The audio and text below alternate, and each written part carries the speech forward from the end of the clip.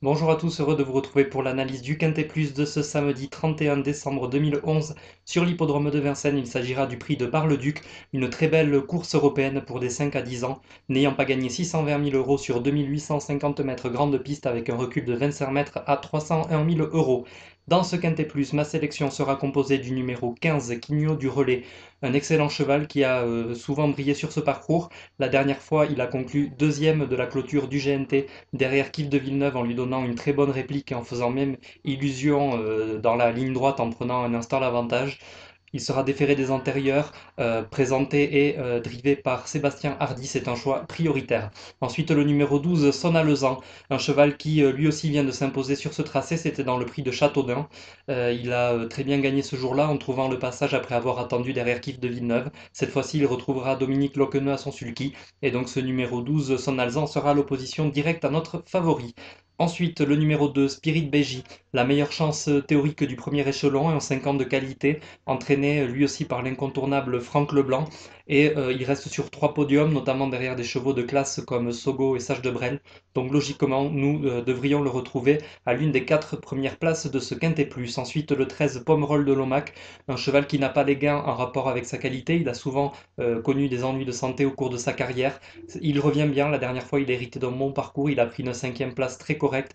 Et dans ce Quintet, malgré le rendement de distance, je le vois se distinguer.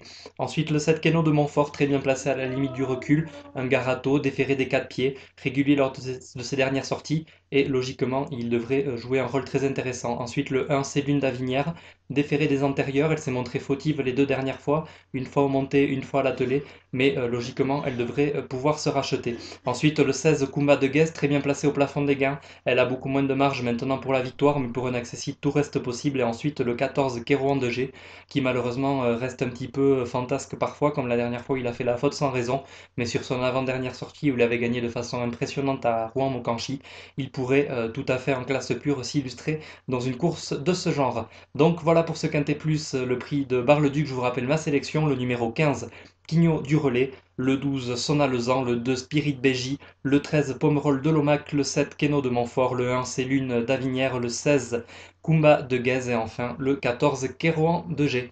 Voilà pour l'analyse de ce Quintet Plus. Passons maintenant aux meilleures chances de la Réunion. Bien évidemment, il faudra suivre dans la première course Talimet Fil, le 106, dans le prix de Gambé, une belle épreuve pour des poulains de 4 ans sous la selle. C'est un cheval en plein épanouissement et normalement il devrait se distinguer une nouvelle fois. Et puis toujours sous la selle, le très attendu prix Yvonique Baudin, qui rendra hommage à un jeune homme trop tôt disparu. C'est, on peut dire, le prix de Cornulier des apprentis. Et dans cette course, un cheval fait vraiment figure d'épouvantail. Il s'agit là encore d'un représentant de Franck Leblanc, puisque c'est Sourire de Voutray, le 311, qui reste sur 10 victoires consécutives et qui va tenter la 11e ce samedi. Il en est tout à fait capable, vu le style impressionnant de ses 2 dernières victoires. Je lui oppose directement le 307 Royal Quito, à ne pas condamner sur sa dernière sortie, et le 308 Royal du Pertois, une jument qui a souvent brillé au niveau semi-classique, 4e du prix de Normandie également, un roupain, et il faudra parfaitement s'en méfier. Pour les accessites, elle peut prendre une place à Bellecote. Et enfin, le prix de Saint-Léonard, la 6e course support de multi, une très belle épreuve pour des chevaux amateurs. Et dans cette course, on suivra tout particulièrement Nuit Torride, le 615, une jument qui a fait le bonheur des parieurs pendant des années. Elle va tirer sa révérence à l'occasion de cette course. Elle devra rendre 50 mètres, mais elle a tout à fait la pointure d'un tel lot.